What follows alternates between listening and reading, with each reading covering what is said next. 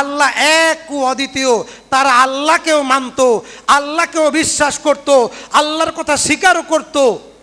তারা তাওহীদ ফি আসমা ওয়া সিফাকে মানত, তারা তাওহীদ আল উলুহিয়াকে মানত, কিন্তু তারা তাওহীদ আর রুবুবিয়াকে মানত না। রুবুবিয়া মানে সৃষ্টি যার, আইন চলবে তার। কোন আহলে হাদিস বাচ্চা কি প্রচলিত রাজনীতির গণতন্ত্রের সাথে জড়িত আছে না নাই, ওই ব্যক্তির ঈমান নাই, সে মুশরিক। এখানে আর কোনো ফতোয়া অথবা এই ব্যাপারে আর কোনো আয়াত হাদিস পেশ করলাম না। একটা কথা, যে ব্যক্তি গণতন্ত্র মেনে জীবনযাপন করে, হজ করলে, নামাজ পড়লে, উমরা করলে এবং জিহাদ করলেও, কাবা ঘরের খাদেম হলেও সে ব্যক্তি মুশরিক। সেটা হোক ডক্টর মুসলিউদ্দিন, হোক কাবাগর ইমাম আব্দুর রহমান সুদাইস, হোক ডক্টর গালিব, হোক পৃথিবীর যত বড় ইমাম। গণতন্ত্র কোরআনের বিরুদ্ধে, হাদিসের বিরুদ্ধে, ইসলামের বিরুদ্ধে। বাংলাদেশ সংবিধানে 30টা কোরআন বিরোধী আইন আছে। কোনো মুসলিম যদি বলে আমি আলিফ মানি না, কিন্তু নামাজ রোজা ঈমান ঠিক আছে, সে কি মুসলিম না কাফের? কথা বুঝে উত্তর দিবেন। আমি বলবো না ঠিক না বেঠিক, এটা আমি বলবো না। আমি বলবো আপনি বুঝে আগে বুঝেন, আগে শোনেন, তারপরে বলেন। আল্লাহ বলছেন সূরা বায়না আয়াত 43, আয়াত 44, হে নবী ফাসআলু আহলা যিকরি ইন কুনতুম লা তা'লামুনা বিল বাইনাতি ওয়াজ যুবুর ওয়া আনজালনা ইলাইকা যিকরা লিতুবাইয়িনা লিন-নাস। তোমরা যারা জানো না তারা, যারা জানে তাদের কাছে জিজ্ঞেস করো, যারা জানে তারা তাদের কাছে পেশ করবে বিল বাইনাতি ওয়াজ যুবুর, সুস্পষ্ট দলিল প্রমাণ সহ। সুবহানাল্লাহ। ওয়া আনজালনা ইলাইকা যিকরা, হে নবী আপনার প্রতি এই কোরআন নাজিল করেছি, জিকিরের কিতাব না। চরমোনাই তরিকায় প্রত্যেক বৃহস্পতিবারে মসজিদের এক কোনায় বসে ইল্লাল্লাহ ইল্লাল্লাহ জিকির করার জন্য কোরআন নাজিল করি নাই। এই কোরআন শুধু সালাত, সিয়াম, ইবাদত, মানুষ মারা গেলে তার পাশে বসে তেলাওয়াত করবেন, এজন্য নাজিল করি নাই। ওয়ানজালনা ইলাইকা যিকরা লিতুবাইয়িনা লিন-নাস, লিতুবাইয়িনা লিন-নাস, লিতুবাইয়িনা লিন-নাস। মানুষের সামনে, মানুষের ভাষায়, জাতি যেই ভাষা বুঝে সেই ভাষায় এই কোরআন জাতিকে বুঝাই দেন। সুবহানাল্লাহ। অথচ আমার দেশের বড় টুপিওয়ালা, বড় জুব্বাওয়ালা, দেওবন্দি আলেম অথবা বড় বড় আলেম আরবি ভাষায় খুতবা দেয়, 50 বছর আরবি ভাষায় খুতবা দেয়। তিনি নিজেও বুঝে না কি খুতবা দেয়, জাতি তো দূরের কথা। এজন্যে জাতি যেই ভাষা বুঝে ওই ভাষায় জাতির সামনে আলোচনা পেশ করতে হবে দলিল প্রমাণ সহ। বলতেছিলাম রাসূল সাল্লাল্লাহু আলাইহি সাল্লাম বলছেন, কি বলছেন? মান ক্বালা আশহাদু আল্লা ইলাহা ইল্লাল্লাহ ওয়াহদাহু লা শারীকা লাহ। মক্কার কাফেররা আল্লাহকে স্বীকার করে, কিন্তু সূরা ইউনূস আয়াত 18 তে আল্লাহ বলছেন ওয়া ইয়াবুদুনা মিন দুনিল্লাহ মা লা ইয়াদুররুহুম ওয়া লা ইয়ানফাউহুম ওয়া ইয়াকুলুনা হাউলাই সুফাহাউনা ইনদাল্লাহ। আমার দেশের মুসলমানেরা যখন বিপদে পড়ে তখন মাজারে যায়, দরবারে যায়, পীরের কাছে যায়, খানকায় যায়। এরকম মুসলমান আছে না নাই? আছে। ওই তাদের সাথে আর মক্কার আবু জাহেলের সাথে কোনো পার্থক্য নাই। আল্লাহ বলছেন সূরা ইউনূস আয়াত 18, মক্কার কাফেররা আল্লাহকেও ডাকতো, আবার মূর্তিও পূজা করত। তখন তোমরা কেন মূর্তি পূজা করো? হাউলাই সুফাহাউনা ইনদাল্লাহ। যখন আমরা বিপদে পড়ব তখন এই মূর্তিগুলা আমাদের পক্ষ নিয়ে আল্লাহর কাছে কথা বলবে, আল্লাহর কাছে আমাদেরকে পৌঁছায় দিবে, এজন্য মূর্তিকে ডাকি। তাহলে তারা লা শারীকা লাহু লাহুল মুলকু ওয়াহদাহু লা শারীকা লাহ, তারা আল্লাহর তাওহীদ বজায় রাখতে পারে নাই। ওয়াহদানিয়াত, আল্লাহর তাওহীদ, আল্লাহর একত্ববাদ তারা রক্ষা করতে পারে নাই।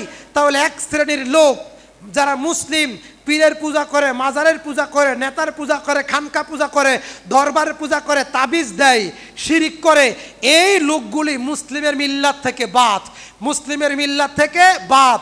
তারা যদিও জন্মগত মুসলিম, যদিও কালেমা পড়ে, যদিও নামাজ পড়ে, যদিও হজ করে, এই আনুষাঙ্গিক আমল তারা যদিও করে, এই আয়াত এবং এই হাদিস প্রমাণ করে তারা খাঁটি ইমানদারদের গণনা থেকে, খাঁটি ইমানদারের তালিকা থেকে তারা কি বাদ, একদল বাদ। সম্মানিত হাজিরিন, রাসূল সাল্লাল্লাহু আলাইহি ওয়াসাল্লাম বলছেন ওয়াহদাহু লা শারীকা লাহ ওয়া আন্নী রাসূলুল্লাহ, এবং রাসূলের আদর্শের উপরে স্থির থাকবে। আহলে হাদিসের ভাইরা কার আদর্শে বিশ্বাসী? কথা বলেন। আহলে হাদিস ভাইরা কার আদর্শে বিশ্বাসী? আল্লাহর আদর্শে বিশ্বাসী। শুধু বুকে হাত বাঁধলে, রফুল ইয়াদাইন করলে, সূরা ফাতিহা পড়লে, পায়ের গিটের সাথে গিট মিলাইলে আহলে হাদিস হওয়া যায় না। এই সুন্নতগুলো মানলেন তবে আপনি নামাজে আহলে হাদিস। আহলে হাদিস বুঝেন কি? আবার একদল ফিতনা, আরেকটা ফিতনা এই এলাকায়ও আছে, কম আর বেশি, যে আহলে হাদিস পরিচয় দেওয়া যাবে না, হানাফি পরিচয় দেওয়া যাবে না, পরিচয় হবে মুসলিম। এটা একটা নব্য ফিতনা। এটা দেওবন্দি গণনার কিছু অতিরিক্ত সুফি এবং দেওবন্দি গণনার কিছু আলেম ভাই, তারা নিজেকে সালাফি আকিদা, সহিহ আকিদা দাবি করে, তারা নিজেদেরকে মুসলিম পরিচয় দেয়। তারা খুব সূক্ষ্মভাবে আপনাদেরকে আহলে হাদিসের পথ থেকে, সলফে সালেহিনদের পথ থেকে, মানহাজে নবী মুহাম্মদ সাল্লাল্লাহু আলাইহি ওয়াসাল্লামের পক্ষ থেকে, মানহাজুস সাহাবার তরিকা থেকে আপনাকে পথভ্রষ্ট করে অন্য তরিকায় নিতে চায়। এজন্য আপনাকে এই ব্যাপারে জ্ঞান থাকতে হবে। কাজে আমরা নব্য ফিতনা সম্পর্কে আপনাদেরকে অবগত করে গেলাম। যারা বলবে আহলে হাদিসের কথা কোরআন হাদিসে নাই, নিজেকে কোরআনে আছে আনা মিনাল মুসলিমিন, মুসলিম পরিচয় দাও, এটা আরেকটা ফিতনা। এটা থেকে আপনাকে সাবধান থাকতে হবে।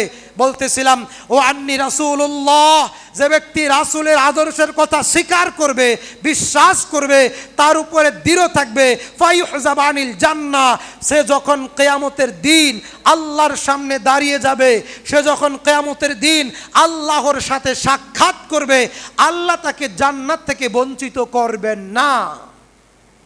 সুবহানাল্লাহ। عن أبي هريرة رضي الله تعالى عنهما قال قال رسول الله صلى الله عليه وسلم من قال أشهد أن لا إله إلا الله وأني رسول الله لا يلقى الله بهم عبد غير شك فيحجب عن الجنة, যে ব্যক্তি তাওহীদের স্বীকারোক্তি দিবে, তাওহীদের উপরে দৃঢ় থাকবে, রাসূলের আদর্শের কথা স্বীকার করবে, রাসূল সাল্লাল্লাহু আলাইহি সাল্লামকে নবী হিসেবে, রাসূল হিসেবে মেনে নেবে, তার আদর্শের উপরে থাকবে, সে যখন মৃত্যুর পর আল্লাহর সামনে দাঁড়াবে, ফায়ুহজাব আনিল জান্নাহ, আল্লাহ তাআলা তাকে জান্নাত থেকে বঞ্চিত করবেন না, জান্নাত দিয়েই দিবেন। আলোচনার বিষয় শিরিক বিহীন ঈমানের মর্যাদা। রাসূল সাল্লাল্লাহু আলাইহি সাল্লাম 323 নম্বর হাদিস সহিহ মুসলিম, রাসূল সাল্লাল্লাহু আলাইহি সাল্লাম এবং ইবনে উমর ঘরের ভিতরে বসে ঈমানের আলোচনা করতেছিলেন। কিসের আলোচনা? ঈমানের। বান্দার সাথে আল্লাহর সম্পর্ক হয় আমলের ভিত্তিতে না ঈমানের ভিত্তিতে? বান্দার সাথে আল্লাহর সম্পর্ক দৃঢ় হয়, মজবুত হয় ঈমানের ভিত্তিতে না আমলের ভিত্তিতে? আমলের, ঈমানের। কিসের ভিত্তিতে? ঈমানের। ঈমান বাড়ে এবং কমে। যার নেকামল যত বেশি, তার ঈমানের চেতনা, ঈমানের পাওয়ার তত বেশি। ঈমান বৃদ্ধি পায় নেকামল করলে, নেকামল ছেড়ে দিয়ে গুনার কাজে জড়িয়ে পড়লে ঈমান কমে যায়। যাদাতুম ঈমানা, ঈমান বৃদ্ধি পায়। সম্মানিত হাজিরিন, এখন তো আমাদের দেশের ওয়াজ মাহফিলে ঈমানের কথা, ঈমানের আলোচনা খুব কম হয় এবং মানুষের কাছে এটা ভালো কম লাগে। বক্তা বসেই বলবে অমুক ব্যক্তি বেদাত করেছে, এটা বেদাত, এটা শিরিক, ওই বক্তা খারাপ, ওই বক্তা এটা সেটা। এটা মানুষের কাছে ভালো লাগে, কারণ আমরা তো মিডিয়ায় কাজ করি, এগুলো মানুষের কাছে ভালো লাগে। যদি আমরা বলি যে চরমোনাই পীরের 14টি কুফরি আকিদা আছে, দেখবেন এই ভিডিওটা অনেক ভাইরাল হবে।